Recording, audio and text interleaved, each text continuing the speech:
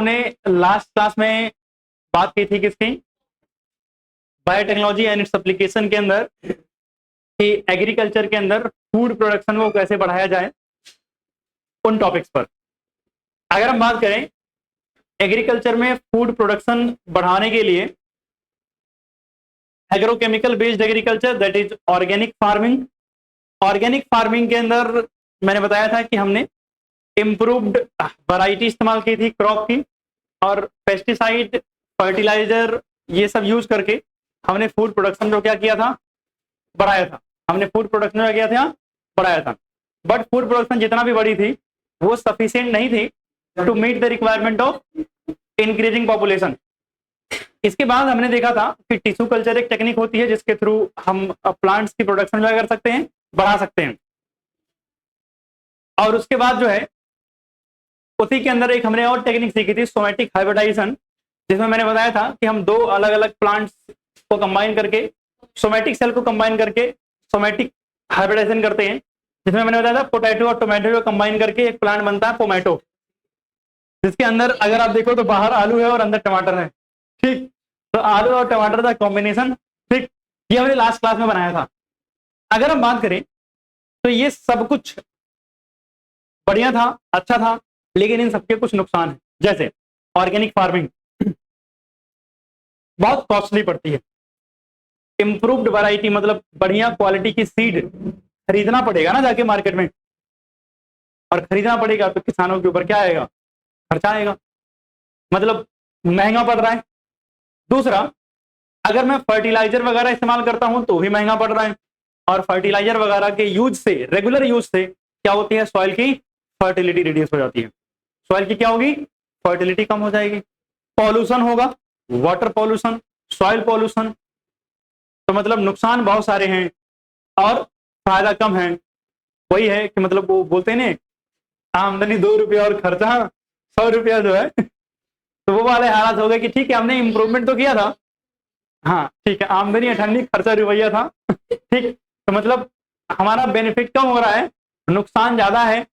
इस वजह से वो टेक्निक बहुत ज्यादा बढ़िया सुटेबल टेक्निक नहीं थी। तो एनसीईआरटी कहती है कि आपने जेनेटिक्स नाम का एक चैप्टर पढ़ा था, तो आप उस जेनेटिक्स के अंडरस्टैंडिंग का इस्तेमाल करके क्या ऐसा कुछ कर सकते हैं जिससे ये सारी प्रॉब्लम सॉल्व हो जाए और हम प्रोडक्शन को बढ़ा पाए, यानी कोई ऐसा प्लांट बना पाए जो सस्ता भी थोड़ा पड़े और जिससे प्रोडक्शन भी क्या हो, बढ़ जाए, और हमारी जो रिक्वायरमेंट है उस रिक्वायरमेंट को फुलफिल कर पाए।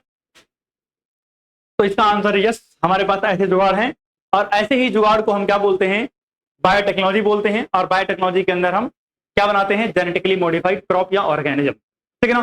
तो हमारे पास जो अगला टॉपिक आता है वो है जेनेटिकली मॉडिफाइड ऑर्गेनिज्म। तो हेडिंग डालेंगे टॉपिक का नाम,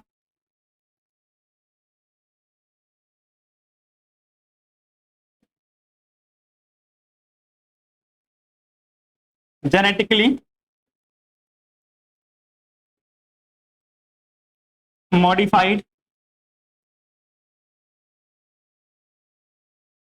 ऑर्गेनिज्म।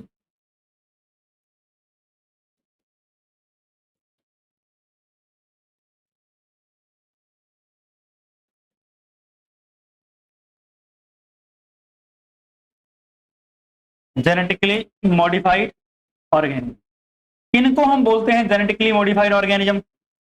भाई साहब, ऐसे ऑर्गेनिज्म जिनके जीन को आपने क्या कर दिया है, अल्टर कर दिया है, मॉडिफाई कर दिया है, चेंज कर दिया है, ऐसे ऑर्गेनिज्म को क्या बोलते हैं, जेनेटिकली मॉडिफाइड ऑर्गेनिज्म। आइदर वो प्लांट हो या कोई एनिमल हो। ठीक है ना। तो अगर आपसे कोई पूछे क्या है जेनेटिकली मॉडिफाइड ऑर्गेनिज्म, तो भैया प्लांट्स और animals whose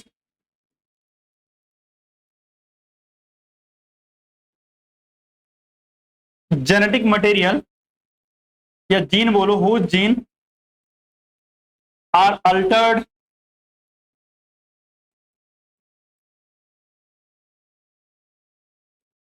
by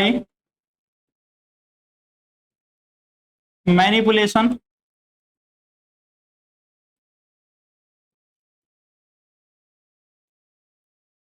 is called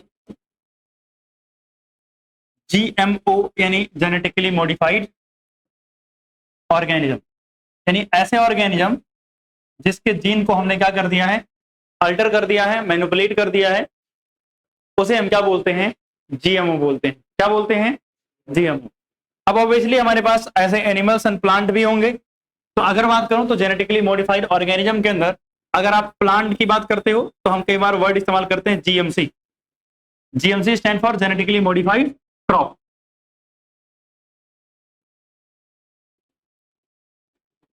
genetically modified crop, genetically modified crop. अब बात यह आता है कि सर ठीक है आपने किसी ऑर्गेनिज्म के जीन को या उसके जेनेटिक मटेरियल को चेंज कर दिया और जो नया ऑर्गेनिज्म बना है उसे आप जीएमओ यानी जेनेटिकली मॉडिफाइड ऑर्गेनिज्म बोल रहे हो, या अगर कोई प्लांट है तो आपने जेनेटिकली मॉडिफाइड क्रॉप बोल दिया। क्या फायदा हो रहा है जेनेटिकली मॉडिफाइड क्रॉप बनाने का, हम कुछ कर भी पा रहे हैं या नहीं कर पा रहे हैं? सही बात है ना। तो अगर हम बात करें तो हमें पढ़ना है भैया एडवांटेज। क्लास में आ गया ना, फोन आना शुरू हो जाएगा। तो अगर हम बात करें एडवांटेज ऑफ जीएमसी, भैया जेनेटिकली मॉडिफाइड क्रॉप के फायदे क्या हैं? जेनेटिकली मॉडिफाइड क्रॉप के क्या फायदे हैं? गजब के फायदे हैं। और उन गजब के फायदों में जो पहला फायदा है वो क्या है? Made crop tolerant to abiotic stress. Tolerant to abiotic stress, bracket में जैसे हीट हो सकता है, ड्रॉट हो सकता है, सूखा, ठीक, हीट हो सकता है, ड्रॉट हो सकता है, फ्लड हो सकता है, स्टार्ट हो सकता है। मतलब ऐसे कोई भी कंडीशंस जो क्रॉप को नुकसान करती हो उन कंडीशन से क्रॉप को क्या बना दिया हमने, रेजिस्टेंट बना दिया। अब सोचो कि सर कैसे बना दिया, जादू थोड़ी है कि बस बोल दिया हो गया। तो आपने देखा होगा कई सारे प्लांट जो जंगलों में रहते हैं, जो ऐसे चलते फिरते कहीं भी रोड पर पहाड़ों के बीच में कहीं भी ग्रो कर जाते हैं। सही बात है ना। उन प्लांट के पास रेजिस्टेंस होता है एबायोटिक स्ट्रेस से, होता है कि नहीं होता है? क्योंकि सर्दी हो, बरसात हो, गर्मी हो, हर मौसम में वो बाहर पड़े हुए हैं, ना उनका कोई देख रेख कर रहा है, ना उनको फर्टिलाइजर कोई दे रहा है, ना उसमें पानी चला रहा है? तो मतलब वो सरवाइव कर रहे हैं। मतलब कहीं ना कहीं उनके पास एबायोटिक रेजिस्टेंस, एबायोटिक कंडीशन से क्या है, स्ट्रेस से रेजिस्टेंस तो है। तो हम क्या करते हैं, उनके जीन्स का इस्तेमाल करके या उनके जीन्स को हम ट्रांसफर किसमें कर देते हैं, अपनी क्रॉप के अंदर, जिसकी वजह से इनके पास भी क्या आ जाएगा, रेजिस्टेंस आ जाएगा टू एबायोटिक स्ट्रेस। क्योंकि हम करते क्या है बायोटेक में, जीन ही तो ट्रांसफर करते हैं, वहां से निकाल के यहाँ, यहाँ से निकाल के वहां। तो हम उनके जीन्स लेते हैं और यहाँ ट्रांसफर करते हैं, और हमारी जो क्रॉप थी जिससे हमें प्रोडक्शन मिल रहा था फूड का या किसी भी रिसोर्स का, उसको एबायोटिक स्ट्रेस से रेजिस्टेंट बना देंगे। हाँ, नहीं बहेंगी, मतलब नुकसान, डैमेज कम होगा। ऐसा नहीं जैसे हीट, टेम्परेचर बहुत ज्यादा हो जाए तो क्रॉप को नुकसान कम होगा, अगर कहीं सॉल्ट बहुत ज्यादा हो जाए तो क्रॉप को नुकसान क्या होगा, कम होगा। तो ये सब सूखा पड़ जाए, पानी नहीं है तो कम पानी में भी क्या करेंगे, क्रॉप सर्वाइव कर जाएंगे। तो कहने का मतलब जो पहले नुकसान हो रहा था वो अब उतना नहीं होगा, क्योंकि ये क्रॉप एबायोटिक स्ट्रेस के अंदर भी क्या कर लेती, सर्वाइव कर लेती। अब जाके आप खुद ही उसको डैमेज करके आ जाओ, या कोई बहुत बड़ा नेचुरल डिजास्टर आ जाए तो आप कह रहे हो नहीं जो है वो साइक्लोन आ गया या मान लिया भूकंप आ गया, जमीन फट गई, लेकिन क्रॉप को कुछ नहीं हुआ, ऐसा थोड़ी होगा। ऐसा थोड़ी होगा कि मतलब जमीन फट गई लेकिन क्रॉप को कुछ नहीं हुआ, हमने बायोटेक्नोलॉजी से बनाया था, तो ऐसा जादू नहीं होता है, ठीक है ना। अब अगर हम बात करें दूसरी बात, रिड्यूस रिलायंस, रिलायंस जियो नहीं है, reduce reliance on chemical fertiliser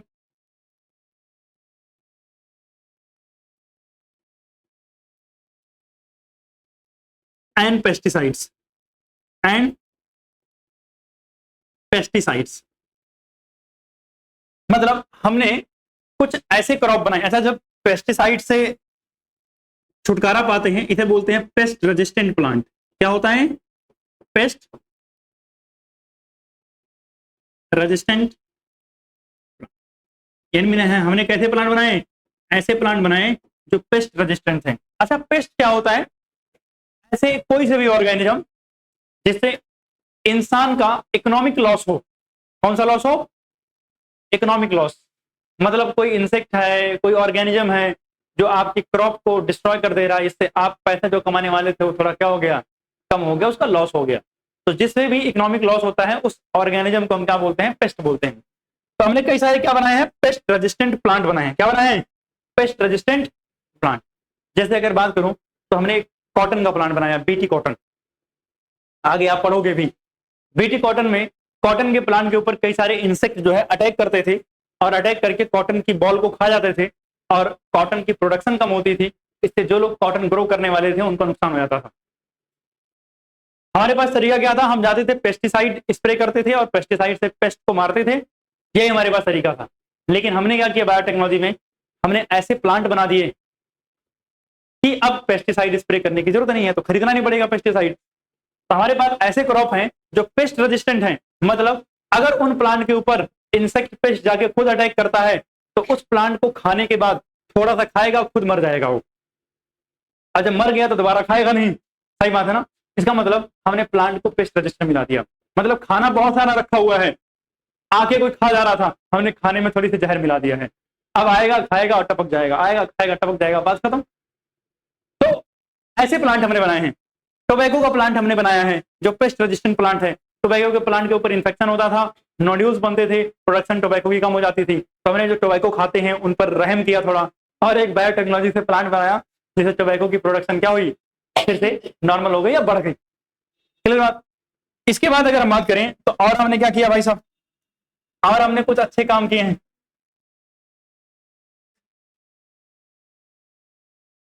और वो अच्छे काम क्या है? Third,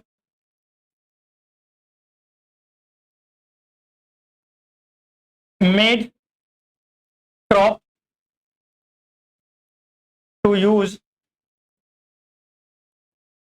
minerals efficiently. हमने ऐसी क्रॉप बनाई जो मिनरल्स को कैसे यूज करें? एफिशिएंटली यूज करें। कैसे यूज करें? एफिशिएंटली। कम मिनरल्स में भी अपना पूरा काम निकाल लें। तो होता है ना कि मतलब ठीक है थोड़ा पैसे कम है लेकिन कम पैसे में थोड़ा एडजस्टमेंट करके बढ़िया से चला लिया और सारा रिक्वायरमेंट पूरी हो गई। एक तो होता है पैसे बहुत बस जहां मर्जी वहां उड़ाए जा रहे हैं। एक होता है कम पैसे के अंदर ज्यादा आउटपुट निकाल लेना, दिमाग लगा के थोड़ा। तो हमने क्रॉप को ऐसा बना दिया कि क्रॉप को जो मिनरल्स मिल रहे हैं उसको एफिशिएंटली और बढ़िया से यूज कर पाए ताकि नुकसान ना हो ज्यादा। ठीक। इसके बाद हमने बनाया अगला reduced post harvest loss. Post harvest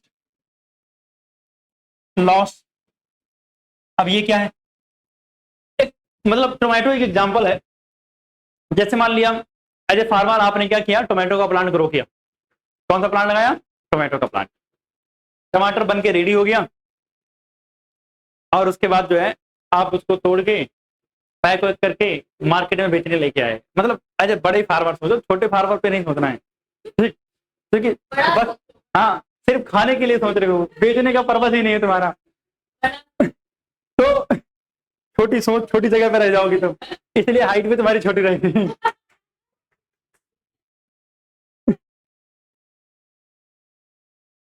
तो कहने का मतलब क्या है? हमने टमाटर को रो किया, उसको हार्वेस्टिंग किया और हार्वेस्टिंग करने के बाद उसको पैक करके बढ़िया से लेके आए आजादपुर सब्जी मंडी में बेचने। हमने थोड़ा बहुत बेचा और हमें पता चला कि आधे से ज्यादा टमाटर हमारा बच गया क्योंकि बिका ही नहीं। मार्केट में मान लिया डिमांड ही नहीं थी, लोगों ने खरीदा ही नहीं। ऐसा कुछ हो गया हमारे साथ। या कई बार ऐसा हो जाता है कि भैया आपकी क्रॉप बन के रेडी तब हुई जब मार्केट में डिमांड खत्म हो गई। मतलब भाई जब रिक्वायरमेंट थी ज्यादा बिक रहा था, उस समय आपकी क्रॉप रेडी नहीं थी, जब रेडी हुई तो अब डिमांड नहीं है या जरूरत से पहले रेडी हो गई, ऐसे कई सारे केस होते हैं। ओवरऑल कहने का मतलब यह है कि आपने क्रॉप की हार्वेस्टिंग की और हार्वेस्टिंग करने के बाद मार्केट में वो बिका नहीं और बचा रह गया। जब बचा रह गया तो आपने क्या किया, उस क्रॉप को वहीं स्टोर किया। आज तो हमारे पास बहुत सारी टेक्नोलॉजी है वैसे स्टोरेज के लिए, ताकि हम क्रॉप को बचा पाए, लेकिन बहुत सारे फार्मर ऐसे हैं जो स्टोरेज हाउस में स्टोर नहीं कर पाते हैं, तो उनका क्या होता है, जो टमाटर होता है रखे रखे ना वो सड़ जाता है पूरा, उसके बाहर की वॉल जो होती है ना वो पूरा क्या हो जाएगी, गल जाती है और पूरा टमाटर क्या हो जाएगा, खराब हो जाएगा। उनका क्या होता था, लॉस। तो ऐसे लोगों का लॉस ना हो इसलिए हमने बायोटेक्नोलॉजी का इस्तेमाल किया और एक ऐसा प्लांट बनाया टोमेटो का। वैसे टोमेटो का जो प्लांट है उसका नाम है फ्लेवर सेवर। क्या नाम है, फ्लेवर सेवर। आपकी एनसीईआरटी में नहीं है, कभी सर्च करना, आराम से मिलेगा। ये है स्पेलिंग, स्पेलिंग है फ्लेवर सेवर। टोमेटो की एक वैरायटी है, ये टोमेटो की वैरायटी है। इसको आप स्टोर करोगे तो ये बहुत लंबे समय तक खराब नहीं होता है, क्योंकि इसके बाहर की लेयर गलती नहीं है। हाँ, तो इसकी बाहर की लेयर क्या होती है, खराब नहीं होती है। तो हमने क्या किया, एक ऐसा प्लांट बनाया जिसमें क्या किया जा सके, पोस्ट हार्वेस्ट लॉस को रोका जा सके। पोस्ट हार्वेस्ट लॉस को क्या किया जाए, रोका जा सके। एग्जाम्पल के लिए मैं लिख रहा हूं यहां पर, नहीं बहुत सारे जो देखो बहुत सारे होते हैं जो केमिकल्स वगैरह से बनते हैं, उनकी बात नहीं कर रहा हूं मैं, बायोटेक्नोलॉजी के थ्रू बने हुए हैं, ठीक है ना। तो अगर हम बात करें इसके बाद, अगर हम बात करें फिफ्थ जो बेनिफिट हमें मिला वो था इंक्रीज्ड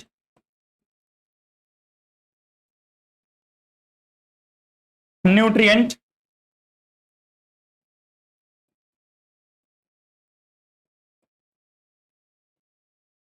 क्वालिटी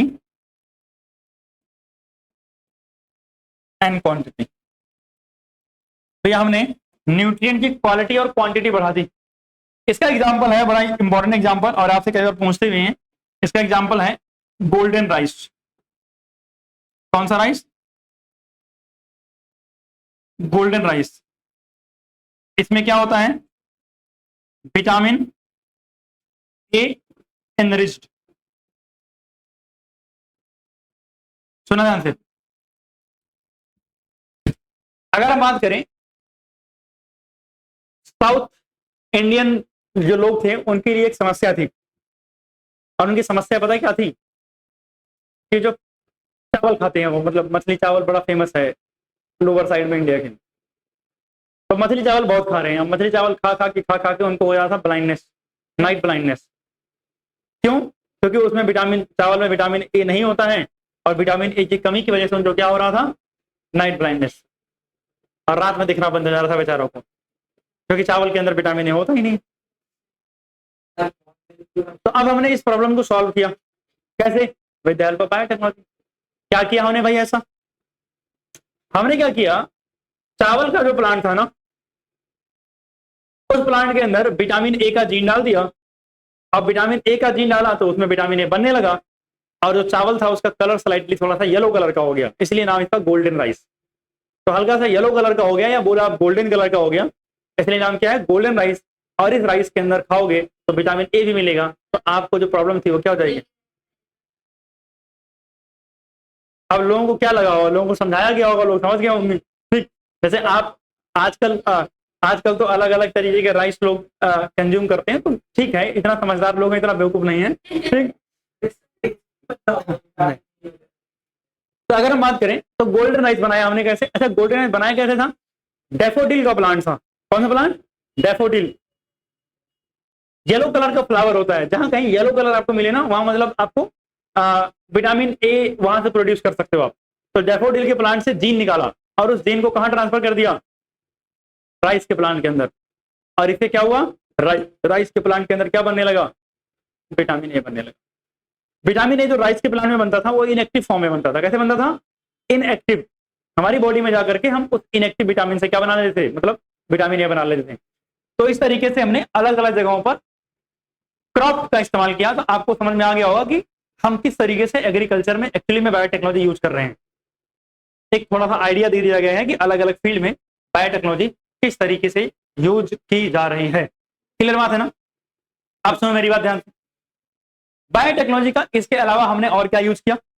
बायोटेक्नोलॉजी का हमने इसके अलावा इस्तेमाल किया, कई सारे ऐसे क्रॉप बनाई, कई सारे ऐसे प्लांट बनाए जो इस्तेमाल हो सके किसी इंडस्ट्रीज के अंदर, फैक्ट्री के अंदर, फार्मास्यूटिकल के अंदर, मेडिकल प्रोडक्शन के अंदर, ड्रग्स बनाने के अंदर, जिसको हम मॉलिक्यूलर फार्मिंग बोलते हैं। मतलब हम प्लांट ग्रो करेंगे, लेकिन प्लांट से मुझे क्या मिलेंगी? ड्रग्स मिलेंगी। प्लांट से मुझे क्या मिलेंगी? मेडिसिन मिलेंगी। प्लांट से मुझे कुछ ऐसे केमिकल्स मिलेंगे जिसका हम फैक्ट्रीज के अंदर इस्तेमाल कर सकते हैं। तो मतलब ऐसे बहुत सारे काम हमने किए हैं। तो ओवरऑल आपको ये बात समझ में आ रही है कि हम बायोटेक्नोलॉजी का एग्रीकल्चर में यूज कैसे करते हैं, ठीक है ना? तो एक बार हम एनसीईआरटी देखते हैं कि एनसीईआरटी ने क्या लिखा हुआ है कि बायोटेक्नोलॉजी का यूज हम कैसे करते हैं। तो एनसीईआरटी की बात अगर हम करें तो एनसीईआरटी क्या कह रही है भाई साहब, देखना कि प्लांट, बैक्टीरिया, फंजाई, एनिमल्स, चाहे कोई भी हो gene has been altered by manipulation are called genetically modified organ. ठीक, कह रहा GM plants have been useful in many ways. कह रहा है जेनेटिक मॉडिफिकेशन है, क्या फायदे हैं? पहला, made crop resist more tolerant to abiotic stress, पढ़ा दिया मैंने। Reduce the reliance on the chemical pesticide, pest resistant crop बना के हमने किया। Help to reduce the post harvest losses, post harvest loss को कम किया। Increase the efficiency of mineral usages by plant. इसके अलावा enhance the nutritional value of the food, या आप बोलो न्यूट्रिशनल क्वालिटी और अमाउंट क्या कर दिया हमने? पढ़ा दिया। इसका एग्जांपल क्या है? विटामिन ए एनरिच्ड राइस, जो गोल्डन राइस है। सही बात है। अगर हम बात करें in addition to these uses, यानी ऊपर जो आपने पढ़ा उनके अलावा, GM has been used to create the tailor made plant to supply the alternative resource to industries, factories के अंदर सप्लाई करने के लिए। इसके अलावा in form of starches, fuels, pharmaceuticals, मतलब बहुत सारी चीजें हमने बनाई जो अलग अलग फैक्ट्रीज के अंदर एज ए फ्यूल्स, या अलग अलग इंडस्ट्रीज के अंदर, ड्रग्स में, मेडिकल फील्ड के अंदर, सब जगहों पर हमने प्लांट का यूज किया है। तो मतलब बायोटेक्नोलॉजी का यूज बहुत सारी जगहों पर हुआ है। क्लियर बात? ये रही बात एनसीईआरटी की। अब एनसीईआरटी की बात हमने कर ही ली है, तो अब हम आगे चलते हैं और हेडिंग डालेंगे बीटी कॉटन। यानी एग्रीकल्चर के अंदर ही हमें दो चीजें पढ़नी है, एक बीटी कॉटन और एक पढ़ना है टोबैको। तो सबसे पहले हेडिंग क्या डालेंगे? BT cotton, bacillus thuringiensis। BT cotton.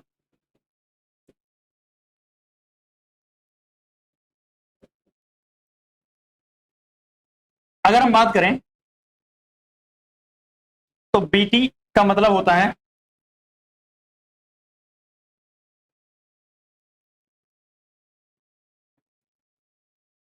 Bacillus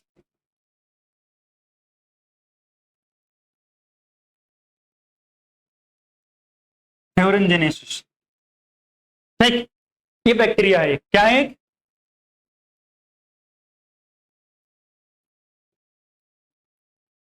एक बैक्टीरिया। बैसिलस thuringiensis क्या है? बैक्टीरिया है। आपको पता है इस बैक्टीरिया के पास एक जीन होता है। क्या होता है? एक जीन। सुना? जो बीटी बैक्टीरिया है, बीटी लिखूंगा हर जगह चलेगा ना, मतलब इतना बड़ा बड़ा नाम क्यों लिखूं बार बार, ठीक है ना? तो अगर हम बात करें बीटी बैक्टीरिया के पास है जीन। क्या था इसके पास? जीन दैट प्रोड्यूस, जो क्या करता है? क्या प्रोड्यूस करता है? एक टॉक्सिन। क्या बनाता है? एक टॉक्सिन। और ये टॉक्सिन है, ये टॉक्सिन क्या करता है? किल इंसेक्ट पेस्ट, किल इंसेक्ट पेस्ट, यानी जो क्रॉप को नुकसान करने वाले इंसेक्ट पेस्ट थे उनको जान से मार देता है। खत्म, खलास। ठीक, अब सुना ध्यान से, ये जो टॉक्सिन है, इस टॉक्सिन अगर हम बात करें तो ये टॉक्सिन कैसा है? प्रोटीन का बना हुआ है। कैसा बना होता है? प्रोटीनेशियस। किसका होता है बना हुआ है? प्रोटीन का। यानी टॉक्सिन एक्चुअली में क्या है, प्रोटीन का बना हुआ है। अगर ये टॉक्सिन प्रोटीन का बना हुआ है तो उस प्रोटीन को हम बोलते हैं बच्चे क्रिस्टल प्रोटीन। कौन सा प्रोटीन बोलते हैं? Crystal protein. मतलब ये टॉक्सिन जिस प्रोटीन का बना होता है उस प्रोटीन का नाम क्या है? क्या नाम है भाई साहब? क्रिस्टल प्रोटीन नाम। कौन सा प्रोटीन नाम है? Crystal protein. अब ये जो क्रिस्टल प्रोटीन होता है ये इस बैक्टीरिया की बॉडी में बनता है, और बैक्टीरिया की बॉडी के अंदर बनने के बाद जब इंसेक्ट उस प्रोटीन को कंज्यूम करता है तो इंसेक्ट क्या हो जाता है? मर जाता है। क्वेश्चन कि सर ये जो क्रिस्टल प्रोटीन है, ये जो टॉक्सिन है, ये बैक्टीरिया की बॉडी में बनता है, इसको जब इंसेक्ट कंज्यूम करता है तो इंसेक्ट मर जाता है, तो बैक्टीरिया खुद क्यों नहीं मरता? सही बात है। तो अगर हम बात करें तो जो टॉक्सिन है ना, याद रखना ये टॉक्सिन कैसे बनता है? Produced as inactive protoxin. कैसे बनता है? इनएक्टिव प्रोटॉक्सिन के फॉर्म में। मतलब ये टॉक्सिन जब बनाया जाता है तो इनएक्टिव फॉर्म में बनाया जाता है। कैसे बनाया जाता है? इनएक्टिव फॉर्म में। ये कहां जाएगा? जब कभी ये एंटर करेगा, when enter into insect body. जब ये इंसेक्ट बॉडी के अंदर एंटर करता है तो क्या हो जाता है? Gate activated. क्या हो जाएगा? Gate activated. ये एक्टिवेट हो जाएगा। क्यों भाई? क्योंकि इंसेक्ट की बॉडी के अंदर क्या होता है? पीएच अल्कलाइन पीएच होता है। कैसा पीएच होता है? Alkaline pH. यानी इस टॉक्सिन को एक्टिवेट करने के लिए कौन सा पीएच चाहिए होता है? Alkaline pH. तो पीएच अल्कलाइन कहां मिलता है? इंसेक्ट की बॉडी में मिलता है। और जैसे ही अल्कलाइन पीएच मिलेगा ये टॉक्सिन क्या हो जाएगा? एक्टिवेट हो जाएगा। और जब टॉक्सिन एक्टिवेट होगा तो क्या करेगा? Bind with epithelium and solubilize. और जब एपिथेलियम के साथ बाइंड करके उसको सॉल्युबलाइज करता है तो भैया क्रिएट करता है पोर। क्रिएट पोर इन गट। यानी उसके गट के अंदर, उसके डाइजेस्टिव सिस्टम के अंदर क्या करेगा? छेद कर देगा। क्या कर देगा? छेद कर देगा। क्रिएट पोर एंड क्या करेगा? Cell lysis. और पूरी सेल को क्या कर देगा? ब्रेक कर देगा। सेल ब्रेक हो जाएगी, शरीर में इसके छेद हो गया है और बेचारा इंसेक्ट मर जाएगा ऐसी हालत में। तो ये दुख भरी कहानी किसकी थी? इंसेक्ट की। इंसेक्ट के साथ ये बैक्टीरिया इस तरीके का अत्याचार कर रहा था, और इस अत्याचार को होते हुए हम इंसानों ने देख लिया, और हमने इस अत्याचार करने की टेक्निक का बेनिफिट लिया और हमने अलग अलग चीजें बनाई। हो गया यहां तक क्या? तो अगर यहां तक बात समझ में आई हो तो आपने क्या समझा कि सर हमारे पास एक बैक्टीरिया है, बीटी बैक्टीरिया, जिसके पास एक एबिलिटी है क्या बनाने की? एक टॉक्सिन बनाने की, क्योंकि उसके पास एक जीन है। वो जीन वो टॉक्सिन बनाता है। अच्छा चलो कोई नहीं, अभी हम बात करते हैं वो जीन कौन बनाता है? टॉक्सिन बनाता है। टॉक्सिन प्रोटीन का बना होता है, और प्रोटीन का नाम हमने क्या रखा है? Crystal protein. क्या रखा है? Crystal protein. और जो क्रिस्टल प्रोटीन है ये इंसेक्ट को मार देता है। कैसे मारता है इंसेक्ट को? क्योंकि ये जो क्रिस्टल प्रोटीन है ये बनता तो कैसे है? इनएक्टिव फॉर्म में है। कैसे बनता है? इनएक्टिव फॉर्म में, एज ए प्रोटॉक्सिन। जब इंसेक्ट इस टॉक्सिन को कंज्यूम करता है तो इंसेक्ट की बॉडी के अंदर अल्कलाइन पीएच होता है, और उस पीएच के अंदर ये टॉक्सिन एक्टिवेट हो जाएगा। जब ये एक्टिवेट होगा तो उसके एपिथेलियम के साथ बाइंड करेगा, उसको सॉल्युबलाइज करेगा, उससे गट में पोर क्रिएट करेगा और सेल की स्वेलिंग, और उसके बाद सेल को ब्रेक कर देगा। और जब सेल को ब्रेक करेगा तो आपको पता है फाइनली इंसेक्ट का क्या हो जाएगा? ये भी एक शब्द लिख दूं, रेस्ट इन पीस, यानी इंसेक्ट खत्म हो जाएगा। ये प्रोसेस किसने देखी? हम इंसानों ने। हमें देख के बड़ा बढ़िया लगा, और हमने देखा कि ये जो जीन था ना, ऐसा नहीं कि किसी को भी मार देता था, कुछ इंसेक्ट को चुन चुन के मारता था। मतलब इनके पास, हाँ, इसके पास जो जीन था, अच्छा बताओ, मैंने बताया कि भैया जो जीन था वो जीन क्या करता था, क्रिस्टल प्रोटीन बना रहा था ना, क्या बना रहा था, क्रिस्टल प्रोटीन बना रहा था, यही तो था। इसी क्रिस्टल प्रोटीन को आप क्या बोल रहे थे, टॉक्सिन, क्या बोल रहे थे, टॉक्सिन। ये जो जीन है ना, इस जीन का नाम क्या है, क्राइजीन। क्या नाम है इसका, क्राइजीन है।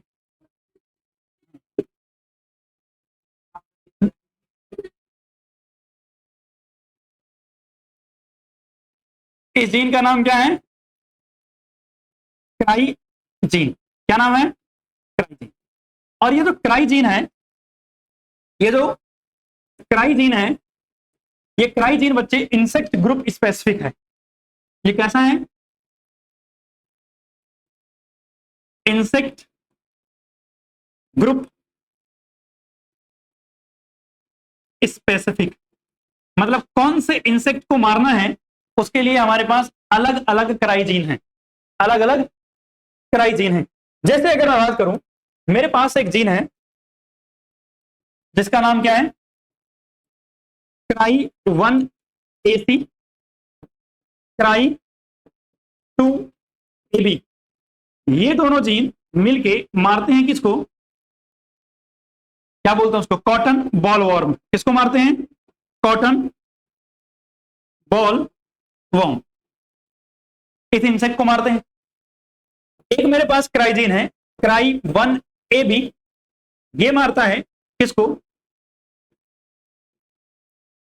कॉर्न बोरर, या आप बोलो कंट्रोल,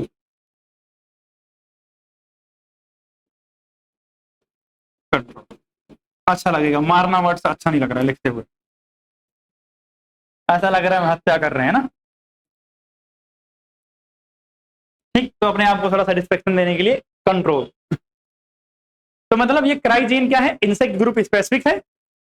और जैसे क्राई 1AC कंट्रोल करता है कॉटन बॉलवॉर्म को, और जो है क्राई 1AB कंट्रोल करता है किसको, कॉर्न बोरर को। तो आपको ये बताया कि मतलब जो जीन है ये इंसेक्ट ग्रुप स्पेसिफिक होते हैं, अलग अलग इंसेक्ट के लिए क्या होते हैं, अलग अलग होते हैं। तो भैया हमने कौन कौन से इंसेक्ट ग्रुप को कंट्रोल करने के लिए जीन देखा हमने,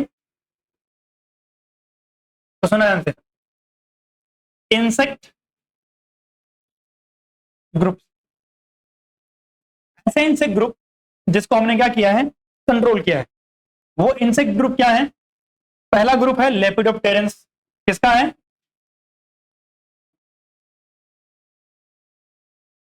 लेपिडोप्टेरेंस।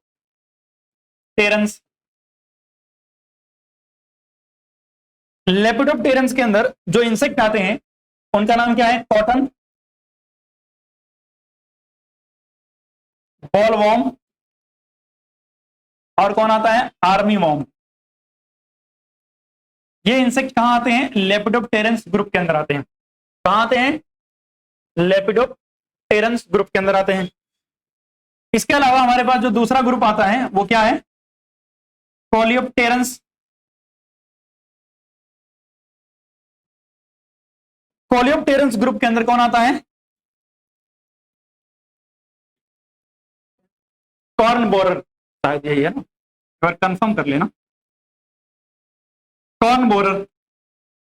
और एक हमारे पास है डायोप्टेरेंस, कौन सा है,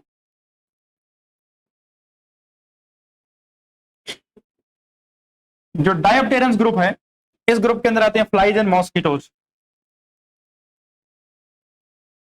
फ्लाइज एंड मॉस्किटोज। ठीक, एक बार मैं कंफर्म कर लूं कौन बोरर है। ये कौन बोरर नहीं है, बीटल्स है। क्या है, बीटल्स।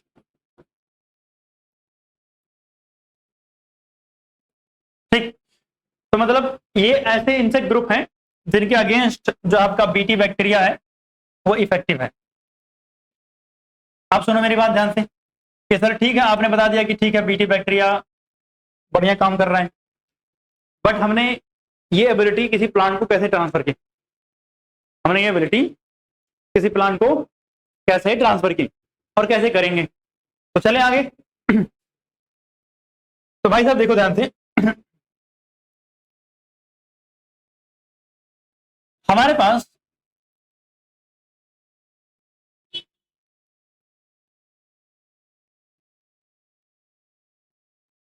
ये बैक्टीरिया है, क्या है, बैक्टीरिया।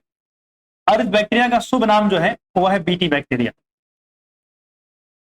क्या नाम है, बीटी बैक्टीरिया। यानी ये कौन सा बैक्टीरिया है, बीटी बैक्टीरिया, यानी बैसिलस थ्यूरिनजिनेसिस।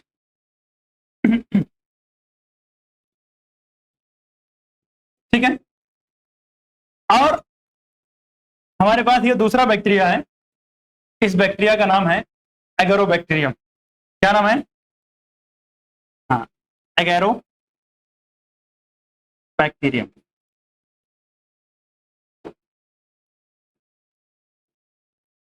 आप लोगों को याद होगा कि एगेरोबैक्टीरियम का हम इस्तेमाल कैसे करते हैं, वेक्टर की तरह, है ना। अब मेरी बात सुना ध्यान से, इस बीटी बैक्टीरिया के ऊपर ये पूरा सिस्टम है,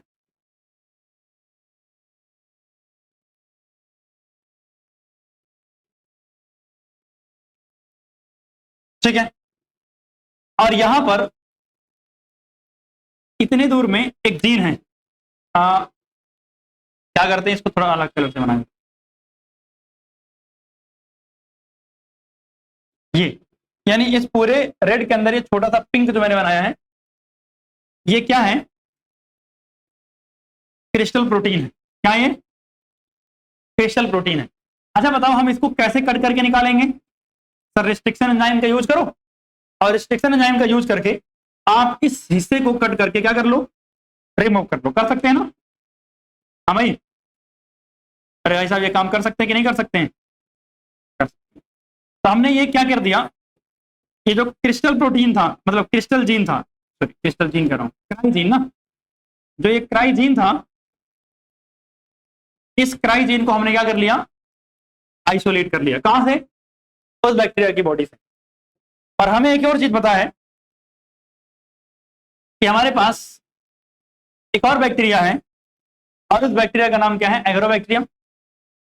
इसकी बॉडी से हमने प्लाज्मिड निकाला, और इस प्लाज्मिड पर रिस्ट्रिक्शन एंजाइम इस्तेमाल किया। तब जब हमने इस प्लाज्मिड के ऊपर रिस्ट्रिक्शन एंजाइम इस्तेमाल किया तो क्या हुआ, कुछ सुनहरा अच्छा काम हुआ। और वो अच्छा काम यह है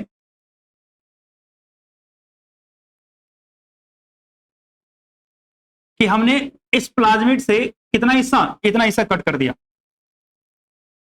और आपको पता है ये जो टी आई प्लाज्मिड है, ये कौन सा प्लाज्मिड है, अच्छा ऊपर से कहाँ गायब हो गया, जो मैंने बनाया था उसको नीचे ले आया था, कॉपी नहीं किया था मैंने, चलो ठीक।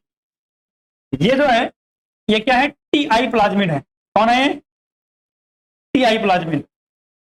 और सुनना मेरी बात ध्यान से, इसको हमने क्या कर दिया है, डिसआर्म्ड कर दिया है, मतलब भैया इसकी बीमारी करने वाली एबिलिटी को निकाल दिया है।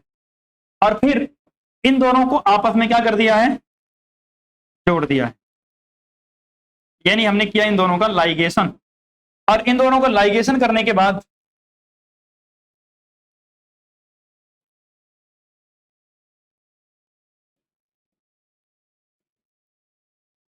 यहां पर मान लिया हमने ये अपना जीन ऑफ इंटरेस्ट अटैच किया था, ठीक है ना। तो ये जो बना है प्लाज्मिड, ये क्या है, रिकॉम्बिनेंट डीएनए है ना, है ना। हमने क्या किया, इस रिकॉम्बिनेंट डीएनए को ट्रांसफर किया है, कहां पे ट्रांसफर किया, प्लांट के शरीर के अंदर। ट्रांसफर्ड इनटू प्लांट यूजिंग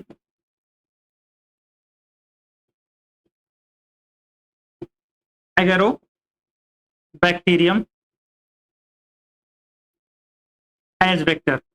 यानी वेक्टर का इस्तेमाल करके हमने प्लांट की बॉडी के अंदर ये ट्रांसफर किया। और भाई साहब जब ये जीन कहां गया, कॉटन के प्लांट के अंदर गया। कहां गया, कॉटन के प्लांट के अंदर।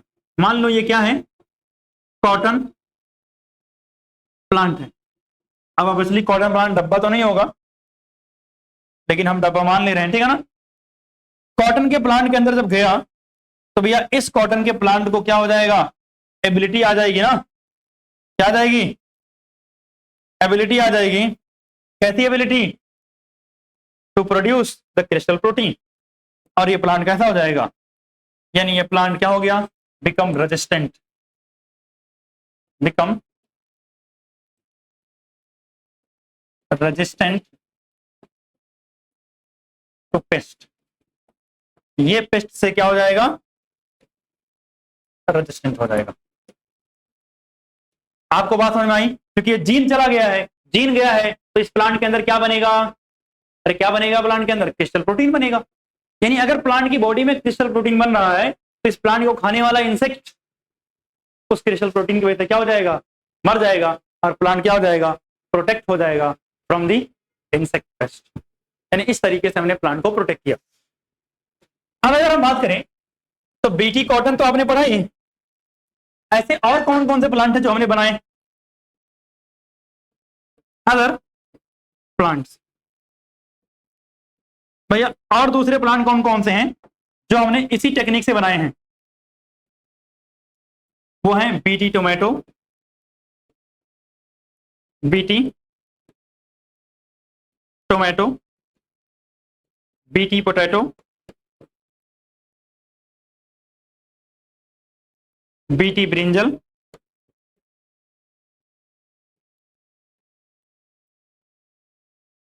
बीटी सोयाबीन,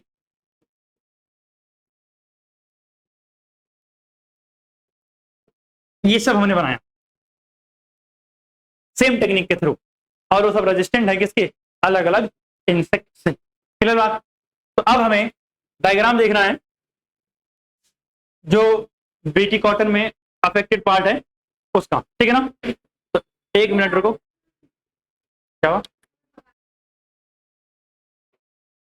तो ये डायग्राम आप लोगों को दिख ही रहा है। अगर हम बात करें तो ये वाला जो कॉटन की बॉल दिख रही है ये अफेक्टेड है, ये क्या है, अफेक्टेड, यानी इसके ऊपर किसने अटैक किया है, इंसेक्ट ने अटैक किया है और इसको कंज्यूम कर गए हैं। और ये कॉटन की बॉल क्या है, नॉर्मल बॉल है। तो अगर आप देख रहे हो तो इंसेक्ट जब अटैक करता है तो कॉटन की बॉल को कुछ इस तरीके से कर देगा, तो मतलब कॉटन तो मुझे मिलेगा ही नहीं। अगर कॉटन नहीं मिलेगा तो मुझे क्या मिलेगा, इकोनॉमिक क्या होगा, लॉस होगा। और इकोनॉमिक लॉस को प्रोटेक्ट करने के लिए, प्रिवेंट करने के लिए हमने क्या बनाया, बीटी कॉटन बनाया, ताकि वो प्लांट क्या हो, प्रोटेक्ट रहे, कहां से, इंसेक्ट से, ठीक है ना। तो ये वाला टॉपिक हमारा खत्म हो गया है। अब बाकी अगली क्लास में हम बात करेंगे कि टोबैको के प्लांट को हमने किस तरीके से प्रोटेक्ट किया है। क्लियर बात। तो बस आज के लिए यहीं तक, मिलते हैं अगली क्लास में।